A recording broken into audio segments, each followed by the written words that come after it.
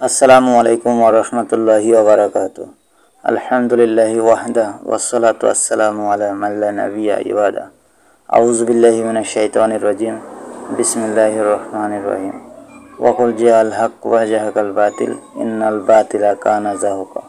আজকে আমরা যে বিষয়টি নিয়ে আলোচনা করব সেটা হচ্ছে জায়নামাজের দোয়া।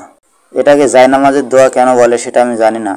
তারা জায়নামাজের দোয়াটি যে জায়গায় পড়ে ঠিক আমরা ওই জায়গাতেই পড়ি, সেটা হচ্ছে সুবহানাকা আল্লাহুম্মা ওয়া বিহামদিকা, এইটা, অথবা আল্লাহুম্মা বাইদ বাইনি, যেটাকে আমরা সানা বলে থাকি, আর তারা বলে জায়নামাজের দোয়া। তো জায়নামাজের দোয়া বলার কারণে যে এটা বিদআত এমনটা না, আবার এমনটা না যে তারা যে দোয়াটি বলে জায়নামাজের দোয়া হিসেবে ইন্নী ওয়াজ্জাহাতু ওয়াজহিয়া লিল্লাযী ফাতারাস সামাওয়াতি ওয়াল আরদ, এই হাদিসটা যে জাল এমনটাও না। হাদিসের রাবিতেও কোনো সমস্যা নেই, সনদেও কোনো সমস্যা নেই, আবার হাদিসটাও সহি। তবে প্রশ্ন হলো তাহলে এটাকে কেন বিদআত বলা হয়? মেন সমস্যা হচ্ছে হানাফি মাযহাব, বিশেষ করে আকীদায়ে দেওবন্দি এবং মাযহাবে হানাফিদের ক্ষেত্রে তারা হয় বাড়াবাড়ি করবে না হয় ছাড়াছাড়ি করবে, যে কোনো একটি করবেই। হাদিসটা সহি এবং সহি মুসলিমের হাদিস। এই হাদিসটি সহি মুসলিমে রয়েছে 1697 নম্বর হাদিস।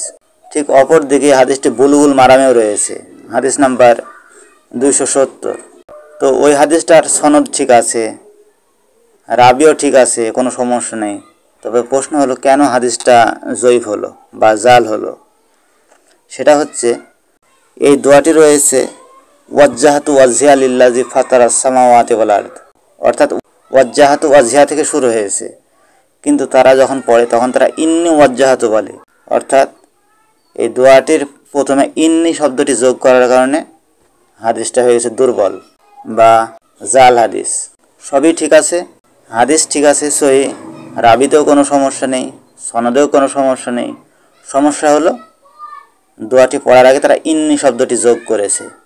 তারা ইন্নী শব্দটি বাদ দিয়ে যদি পড়ে ওয়াজ্জাহাতু ওয়াজহিয়া থেকে যদি পড়ে তাহলে আলহামদুলিল্লাহ, কোনো সমস্যা নেই।